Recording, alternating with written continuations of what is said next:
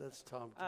Distinguished guests, ladies and gentlemen, Your Excellencies, my name is Sheila Khama. I was born and raised in Botswana. I'm a retired executive of the mining industry and a non-executive director of listed companies in the oil, gas, and minerals in both the United Kingdom and the US. This morning, my task is to moderate a discussion of what I think is a fundamental question. And that question is essentially, in part, a response to His Excellency, the Minister of Minerals and Industry, Banda, which is to say, what are the opportunities that mining has in the region, and how can we capitalize collectively on those opportunities? But more importantly, the Minister of Energy, His Royal Highness, asked an even more pertinent question, which is, as we ponder this question of how we transit from hydrocarbons to minerals, are we supposed to do it simply by taking a leap of faith?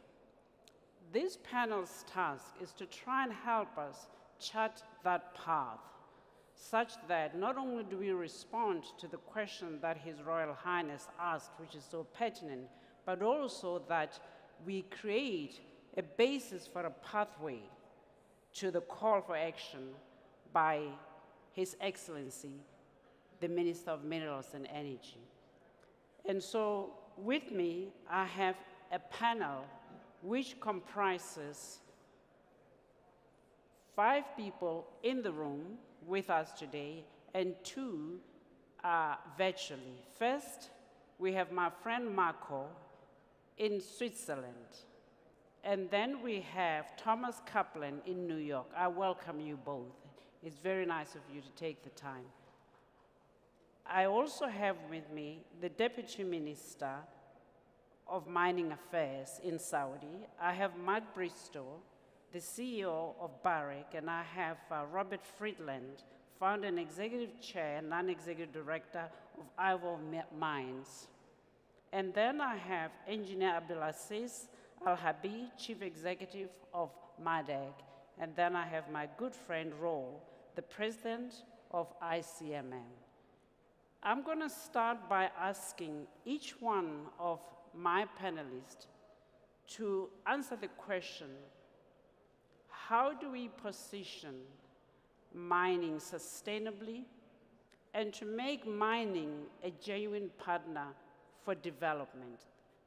The assumption here is that if mining does good, mining does well. But not just mining, but all parties associated with mining, and that includes the host governments, civil society, the communities, the shareholders, the financiers, and for that matter, Marco, the environment. And so, without much ado, may I turn to His Excellency, the Deputy Minister, to give us a perspective on what sustainable development of the region's minerals looks like from a regulatory and a host government perspective. Minister, I dare say, I run a tight ship. You have 5 minutes. You have 2 minutes. Thank you, Sheila, and good morning, ladies and gentlemen. It's very difficult to come on the stage after a master like His Royal Highness Prince Abdulaziz, but we'll try our best here. Yesterday, history was made, Sheila, and you have noticed yesterday 32 or 30 plus of ministers, government officials, and international organizations have gathered together in a room, maybe for the first time, to discuss about how the contribution of how mining can contribute to society, in addition to critical minerals. For Saudi Arabia, Vision 2030 has been built over to deliver on 3 objectives. making Saudi Arabia a vibrant society, a thriving economy, and an ambitious nation. And the objective of those are cascaded into the mining strategy, where we are working on a number of initiatives, 38 initiatives. One of them is a sustainability policy. And we wanted at the beginning to make sure that our policy embraces the best principles of environment, social, and governance, the ESG, and it makes the most impact to the people and community and create value for mining communities. We had, of course, know that we had the opportunity to learn from others. The mining has been around, experiences has been around, but also we did a benchmark. We benchmarked the best of the best. We have we engaged a broad array of international and local investors, organization, all of the World Bank, the IGF, and the ICMM, and we built to benchmark the world. However, we also knew that we can learn from our experiences. So we turned in our experience, especially the 80 years of experience the oil and gas industry of Saudi Arabia have established a good social reputation. Plus, we have a number of mines. We've been mining for 50 years, and therefore we studied all our mining. One example was really raised up to be the best, which is Wa'ad al-Shamal phosphate developments that we committed in 2012 to build in the north. We called it Wa'ad al-Shamal. In Arabic, that means the promise of the north. And the promise we made is to deliver impact to the community and create and making sure that everybody in the community feel the benefits of the mining that is there. From there, we have developed many initiatives, including contractors, employments through the construction.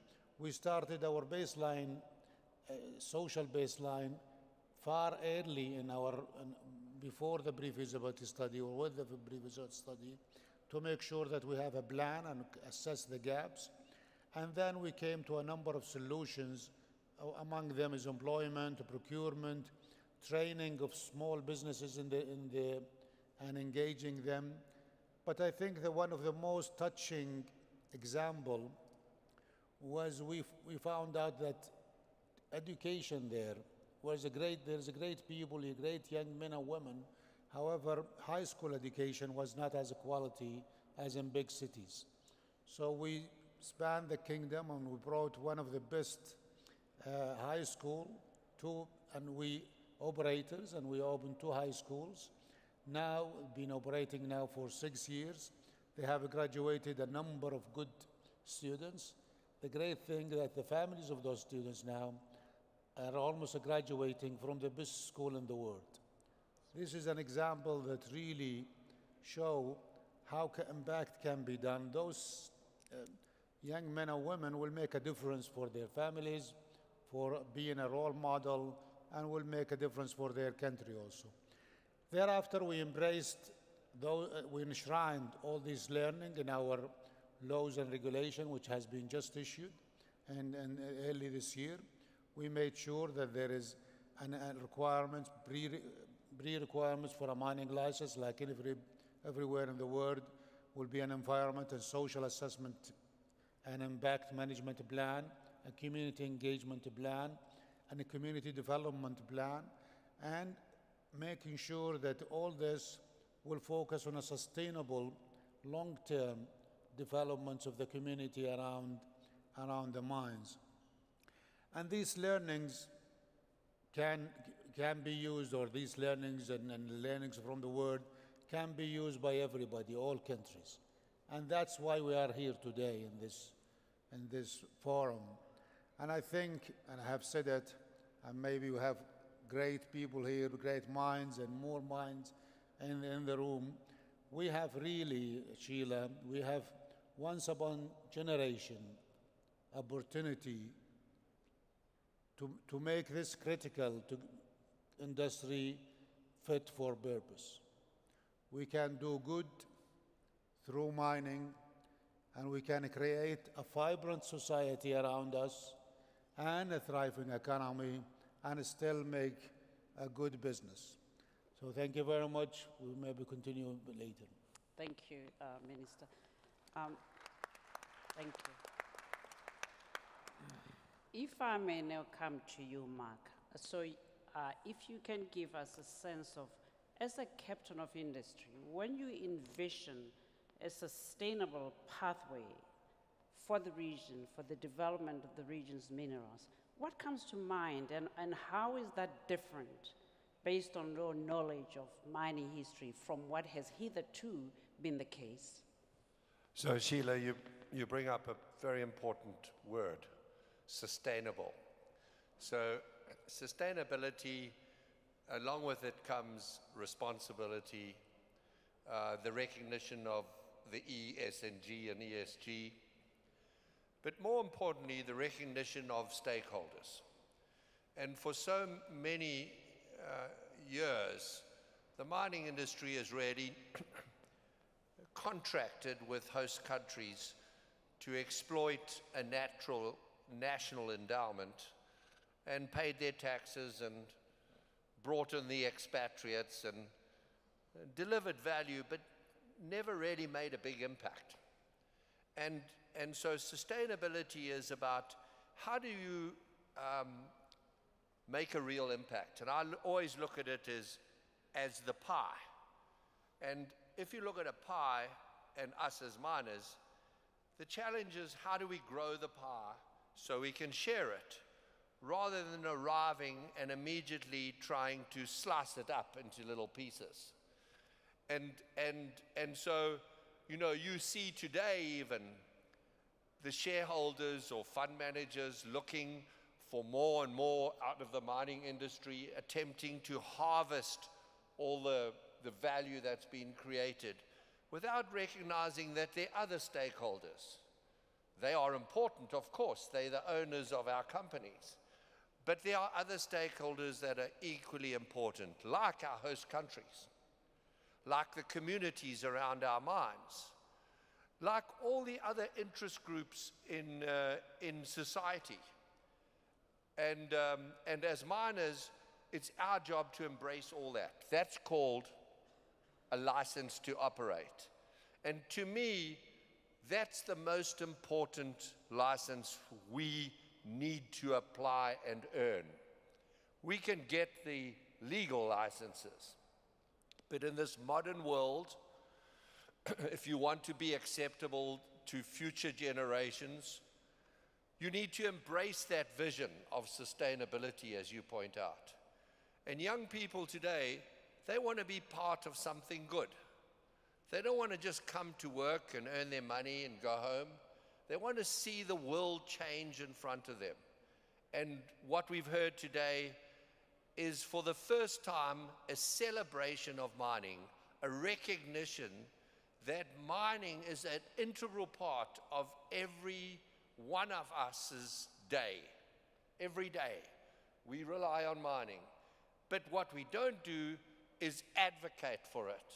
We don't promote it. We're not open and honest, as His Excellency said about hydrocarbons. It's a transition. It's not a stop and a start. And it requires a responsible adult conversation. And I think that's, for me, sustainability. If you're going to be sustainable, you need to be accountable. If you're accountable, you need to be responsible. So those are the components of sustainability in my view. Thank you. Thank you very much. That's wonderful. I'll follow up on that in a while. And now I come to you, Robert, the entrepreneur, to give us a sense, when you envision mining and ancillary businesses in the mining industry. What does sustainability look like from an entrepreneurial perspective?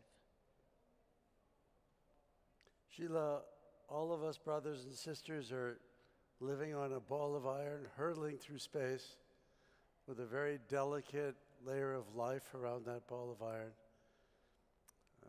Life is short, and we have to think about future generations. And mining is in the process of reinventing itself as the most basic of all industries. Everything we touch, we either mined it or we grew it agriculturally. And the guar field, which has created so much wealth in Saudi Arabia around the world, is really a form of mining. When you drill a well looking for oil, that well, it takes steel, it takes metal, and when it produces oil, it creates energy that the world needs. And so we will see mining completely reinvent itself, and inshallah, with the support of the Saudi government, with this forward-looking policy, enormous changes will accelerate in mining, because the discovery of the guar field in the 1950s completely transformed this economy, and now a younger generation, armed with the leading energy position in the world, is in a position to really take a new look at mining and develop it on principles that are truly sustainable. The central location of this kingdom, the enormous energy of its youthful government and vision for 2030 can make this the mining capital of the world immediately. Africa itself has most of the minerals required for any kind of energy transition. But we need to look at the world from cradle to grave, from sperm to germ. How the whole system has to be looked at and reinvented. Inshallah, we'll do that with the support of His Excellency, who's running MOD, and His Excellency, the Vice Minister. And I'm humbled, and I'm amazed at the leading personalities in mining who have, for example, Mark Bristow has found mines here and is exploring in the Arabian Shield. You've been mining here for 3,000 years, and Allah was so kind to this country with the oil that it's only recently that the potential enormous endowment of copper and other materials are going to be looked at deeply. And the industry has evolved so much now in time. This can be done properly, it can be done consciously, and it can be done in a way that the whole world can look at as best practice. And so I'm humbled and honored by the opportunity to be here with my brothers and sisters and look at the younger generation making mining in a new way. Because mining is a means to an end. We're not mining because we want to get some gold in our hand or some copper in our hand. We're mining because we want to use that to a better and more sustainable future for successive generations, and of course, all of animal life. So thank you very much for that. I much appreciate it. Thank you. Thank you. Thank you very much for those inspiring words.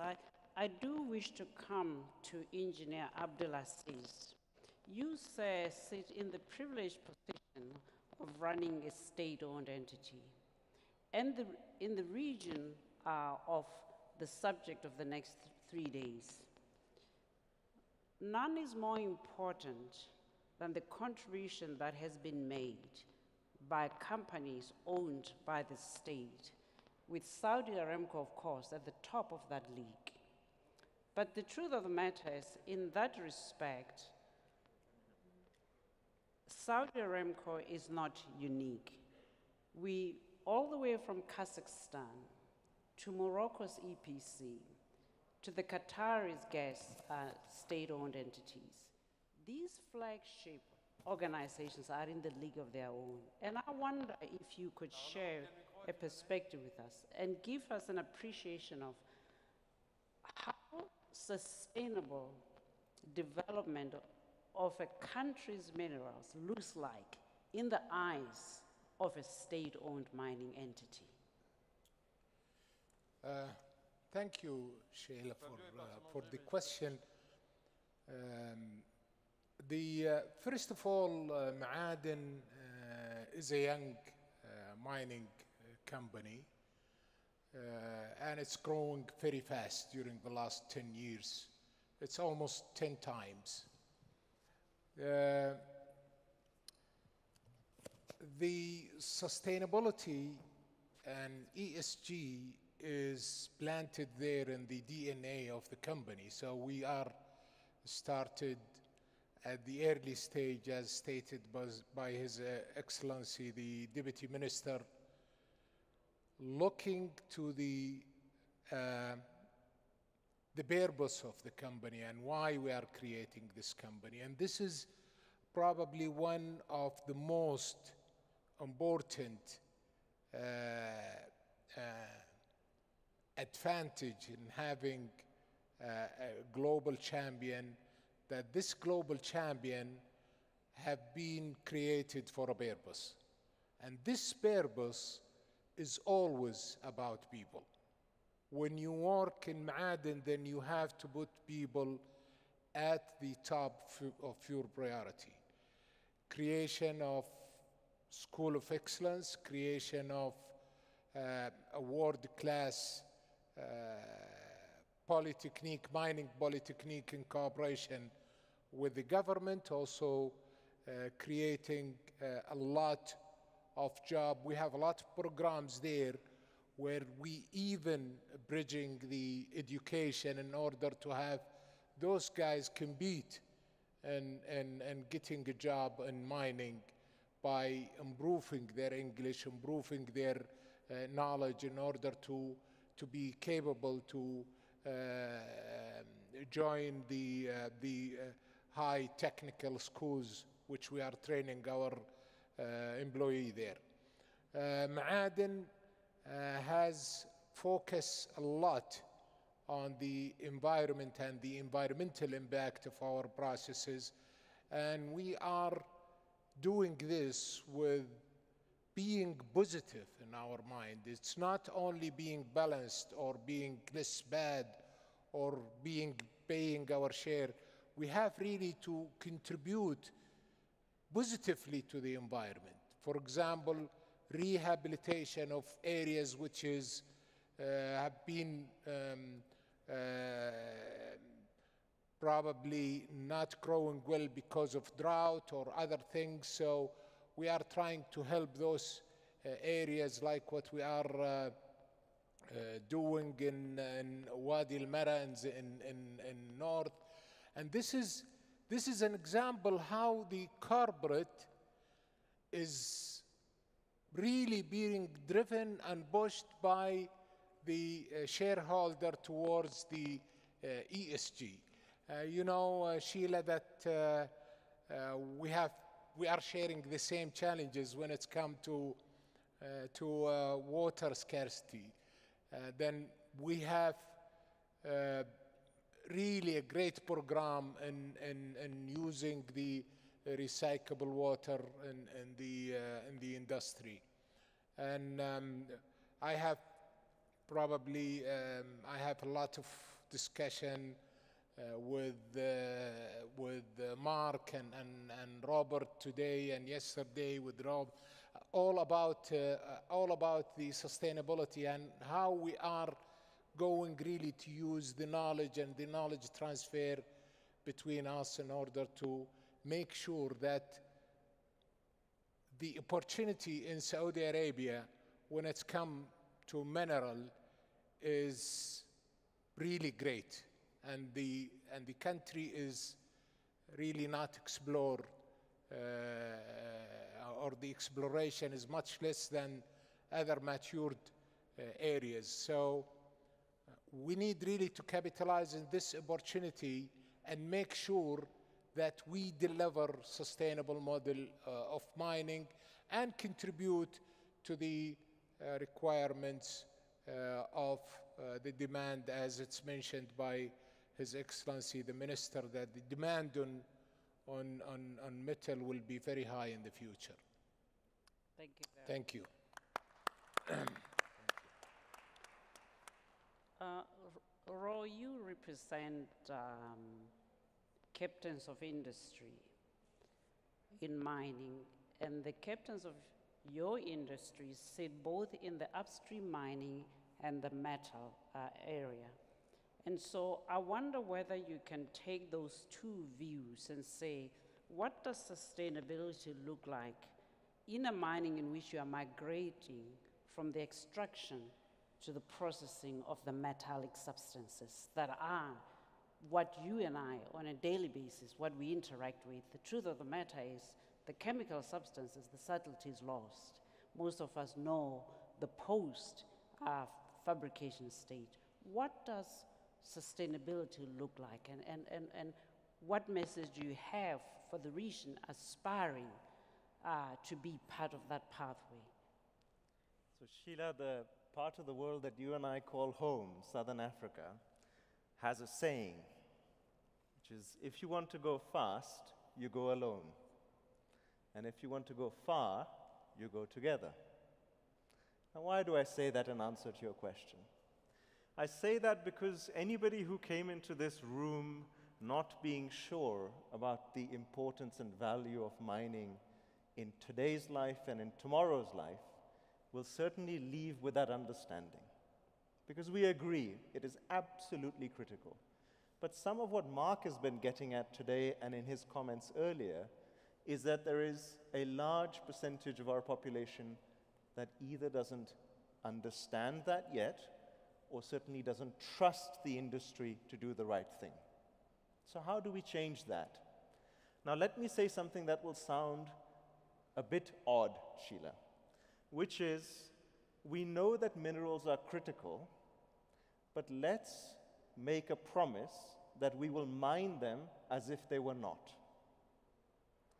And why I say that is because that will inspire confidence in those that look at our industry, that people and the planet will not be collateral damage in pursuit of the metals and minerals. Now, we know the metals and minerals are critical, but we will not sacrifice the lives of people or the prosperity of our planet in pursuit of them. So what, in practical terms, Sheila, does that look like? I will give you 3 very quick examples, touching on the E, the S, and the G. On the environmental side, my good friend Marco will talk to us about the importance of nature. Some of us yesterday at the great hospitality of the Kingdom, and we really thank you very much for the opportunity to see the World Heritage Site, which really was extraordinary. Now, the members of ICMM have made a commitment to not mine in a World Heritage Site. That is what a commitment looks like, to not allow the planet to be collateral damage in pursuit of minerals. That's environment. On social, Robert, Mark, my good friend here, will tell us countless examples of how this industry has provided life-saving support to communities in the last 2 years. I'm sure some of you will have traveled to communities where vaccines would not have been available, where critical care was not available, and our industry stepped up. And in years to come, I believe we will look back at this industry's response to COVID and the support we provided to communities as an example of what we are prepared to do to live up to our commitment to communities. And finally, Sheila, on the governance, an example, we have had a commitment as ICMM to openness and transparency. And His Excellency, the Vice Minister, has talked to us about how committed the Kingdom is to applying best practices.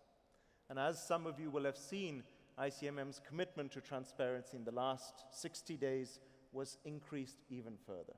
So Sheila, if we do these things and more, it will give our stakeholders the confidence that although the minerals we produce are critical, we will produce them as if they were not.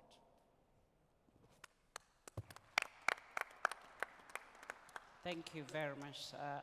You remind me that the unintended consequence of abundance is the assumption that things will always be there.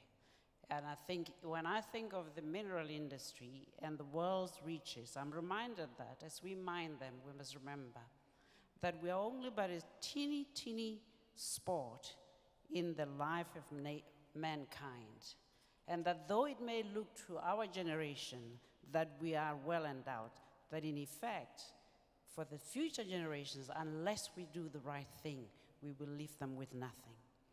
That brings me to Marco, who is the Director General of the World Wildlife International.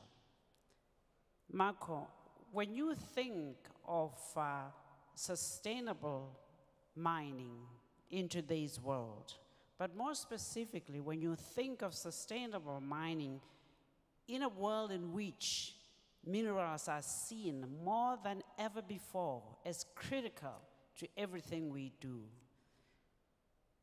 what does your organization envision? What can you share with the member states in the region as your prospective partners? What is your value proposition to them of how you see this and how you can partner to ensure sustainability from an environmental perspective? Over to you, Marco, and lovely to see you.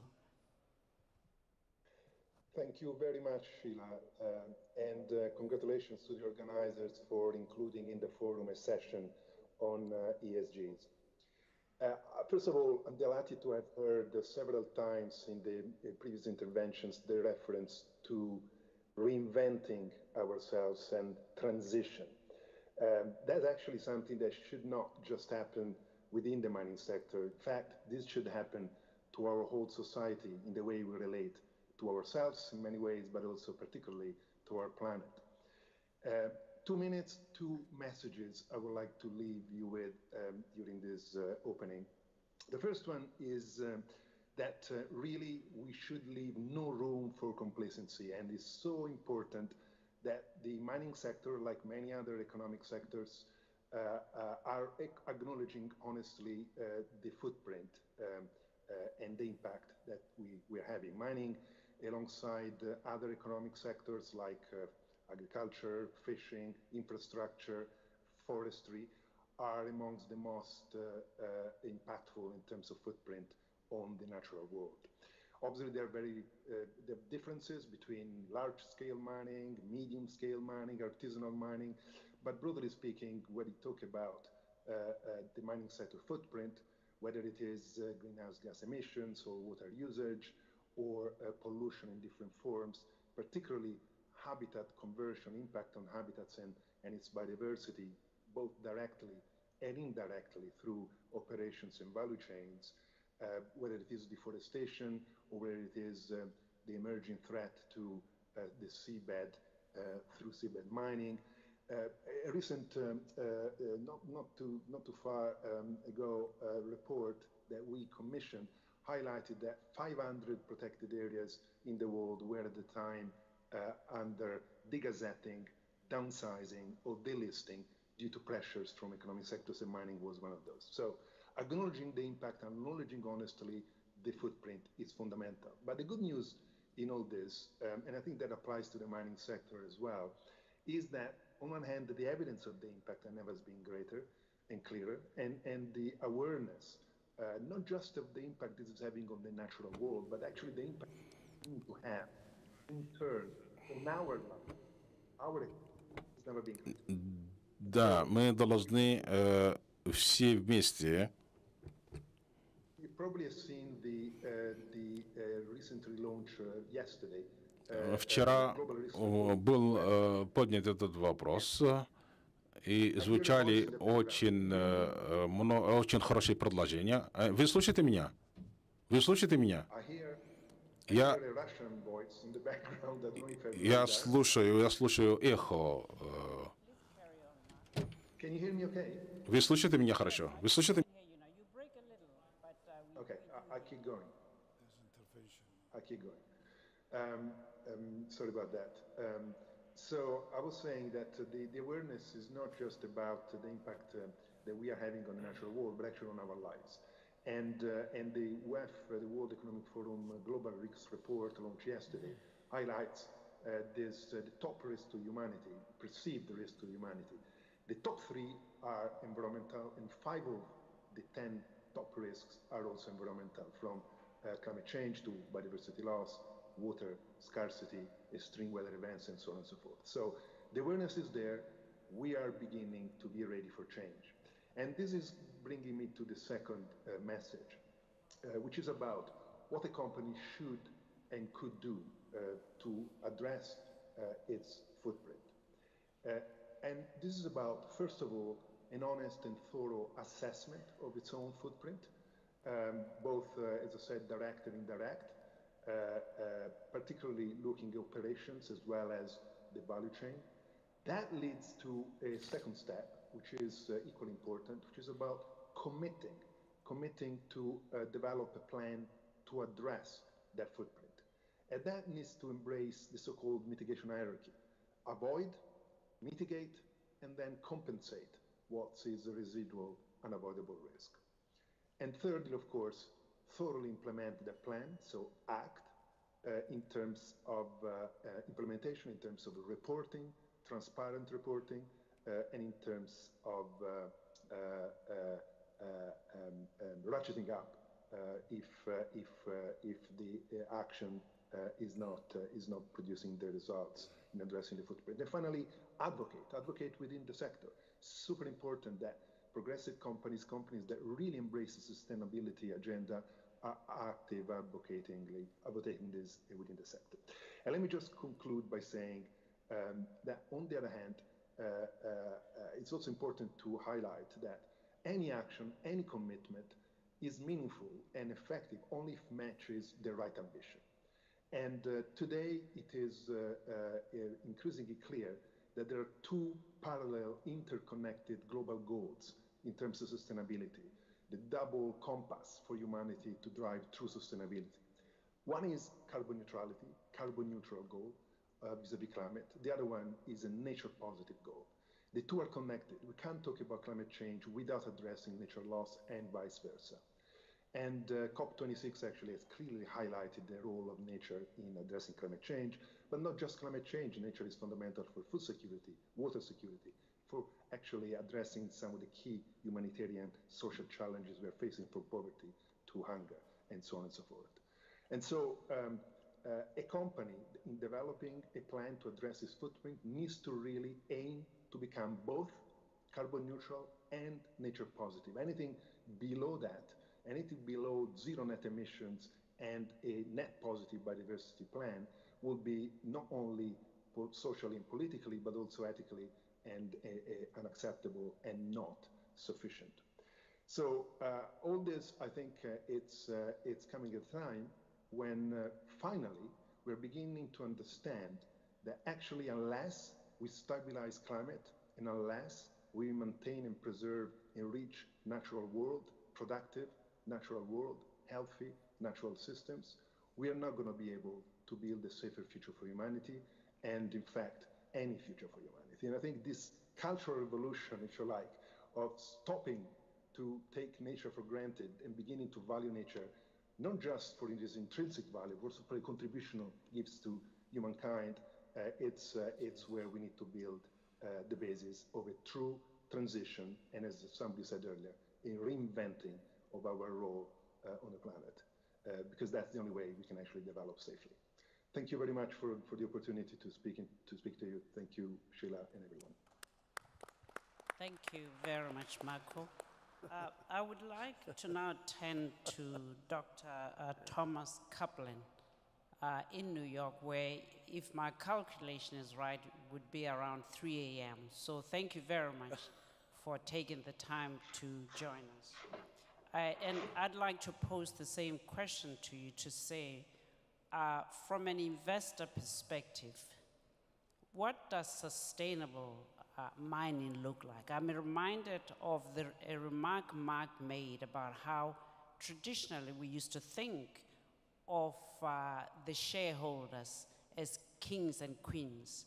But you, more than anybody, will know that the US CEOs Roundtable in 2019 said businesses no longer exist just for shareholders, but that they now exist for all stakeholders. And so with that in mind, what does sustainable development of mineral resources with a view to the land of opportunities look like for you?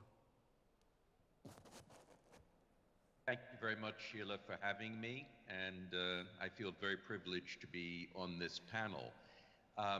In some sense, I'm going to echo various aspects of the previous speakers for the simple reason that I straddle several of their worlds. On the one hand, I made my first fortune in mining before moving into hydrocarbons. And as a consequence, I've known people like Mark Bristow and Robert Friedland for decades. Let me start by saying that one of the best pieces of news for the future of mining in Saudi Arabia is that you have Mark and you have Robert on that stage. Mark, of course, is obviously already there via Barrick's interest in copper with Ma'aden. But if you're able to have people who are practitioners of best practices in the mining sector, you will encompass all of the aspects of ESG. If you have Mark, whose passion for working with stakeholders to be able to create that bigger pie for a long-term basis for everyone involved in the project, you're going to have a great mining industry. I'm telling you, he won't be there unless the process is to his standards, which are extremely high. Similarly, when you have someone like Robert Friedland, who has the right Да, есть. Некоторые имеют право, чтобы создать устойчивую позицию, подходить к этому процессу. Да, эти процессы должны помогать всем нам. Мы должны все сделать то, что в наших усилиях, чтобы достичь цели устойчивости по поводу майнинга. Two of the greatest advocates which the kingdom could possibly have in putting itself on the map in the international investor community. Now let me take one step back. The question of sustainability in the mining industry shouldn't be seen in isolation. I have a 45-year relationship with Saudi Arabia, and today I wear several hats. I'm involved with Saudi Arabia in multiple areas politically, but also as represented by what is in fact an Arabian leopard, which is part of the most ambitious carnivore breeding and restitution program in the world now, which is taking place in Saudi Arabia. This leopard is in the city of Taif, which is not far from Jeddah. This leopard represents Saudi Arabia's genuine commitment to the environmental restoration of the parts of the country where the leopard once roamed. Now, what does that mean in practice? In order to be able to have cats like leopards thrive, and by the way, they can thrive in a landscape that includes development. It can include agriculture and mining if it's done right. But in order for that to happen, you have to have land for them to roam and enough prey for them to be able to sustain themselves. Saudi Arabia has made a commitment to the Al-Ula region, which is one of the most ambitious environmental restoration programs in the world today. It's part and parcel of a parallel program in that region, which is arguably the most important cultural heritage restoration program in the world today. All of these aspects, the environment, the cultural heritage, the opening up of tourism, the mining industry, the creation of transparency in the hydrocarbon industry through the flotation of Aramco. These can't be seen in isolation. The point which I'd like to express and make sure that everyone not just on the panel, but in the audience understands is this is not your grandfather's Saudi Arabia. This is arguably the most important reform center in the world today. Most of the world, and I'm not only talking about the developing world, but in the developed world as well, including the West, including the United States, in many respects is going backwards. Saudi Arabia is one of the few countries in the world, and it's part of a regional trend that began with UAE and Bahrain, etc., that's actually going forward socially. The religious police, gone. Women driving, cinemas, changes in the guardianship rules. These are genuine reforms. There's nothing about this that's window dressing.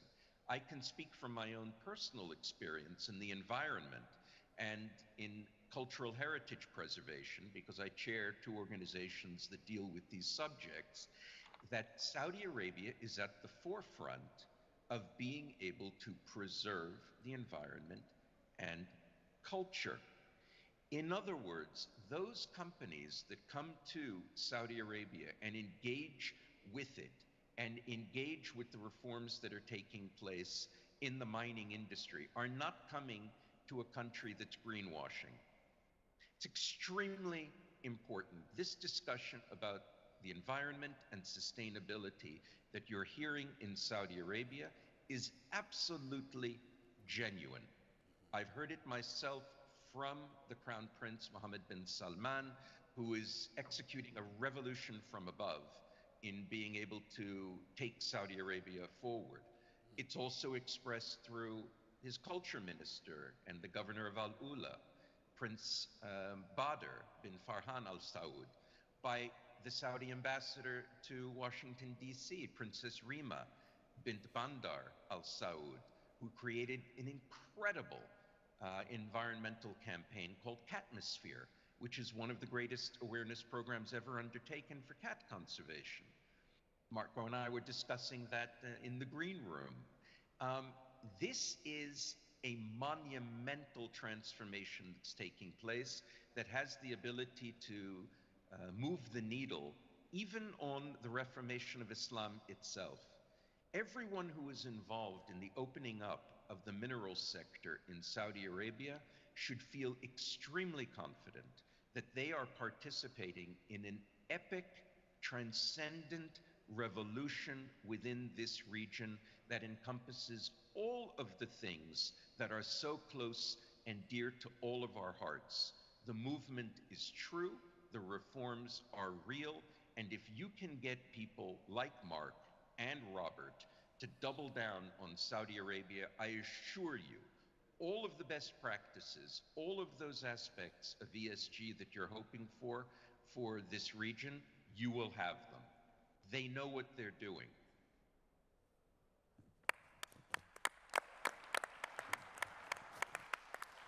Thank you very much for that passionate remark. I'm mindful that now we only have 4 minutes. So I fear I won't be able to indulge all the panelists. But I am going to ask Marco to just say one more about what he thinks are the essential trade-offs that have so far created difficulty between the environment and mining. And you have just 1 minute, and then I'll turn to His Excellency to have the last word. So what are the trade-offs that we have so far not gotten right between the environment and mining? Wow, Sheila, that's that's a hell of a question.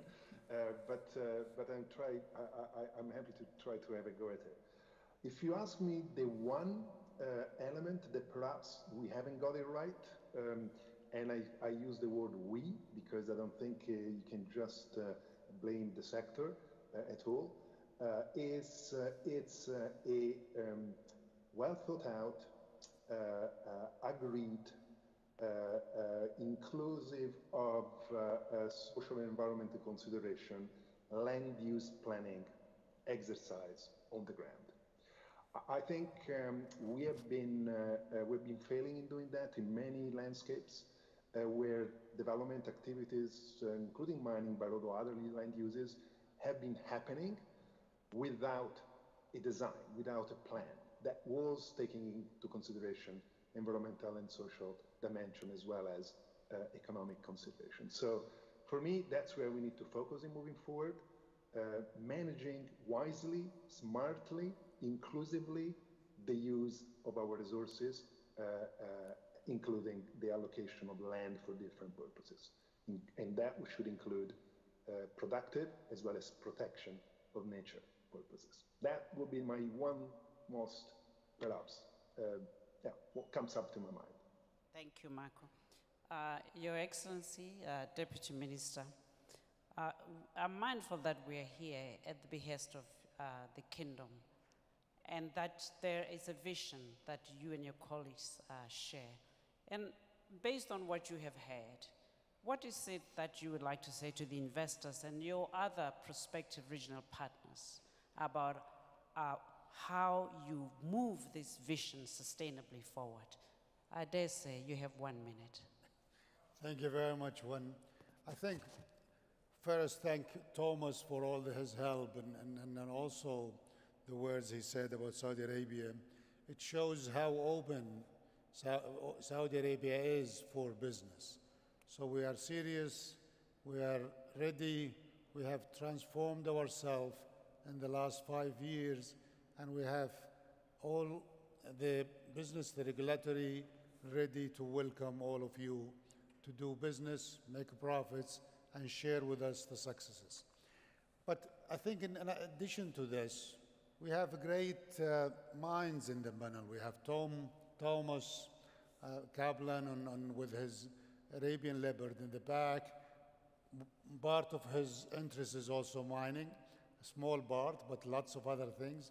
Marco, ICMM, Roy with 28 club, big, large, 30% of the Abdulaziz, and on the Ma'aden, Robert, Friedland, and Mark. Those guys do, the three of them, maybe more than 40% of the exploration in the region. We saw it yesterday, or 30%. That's a big thing. So we have all it takes. We have multi-stakeholders here to start the journey to build a sustainable and practices that are beyond compliance, that makes everybody around mining feels the impact of mining, and we can share it with the region and we share it with the world. Thank you very much, Sheila. Thank you, Your Excellency, and thank you, everyone. We've come to the end of the session. I'm not going to summarize. There's neither the need nor the time, but a few words: fit for purpose, progressive companies, trustworthy businesses, a future that represents everyone, the balance of the environment, and choose your investors carefully, because there lies your future. Thank you, everyone, for your time. We appreciate your audience. Thank you to the panelists.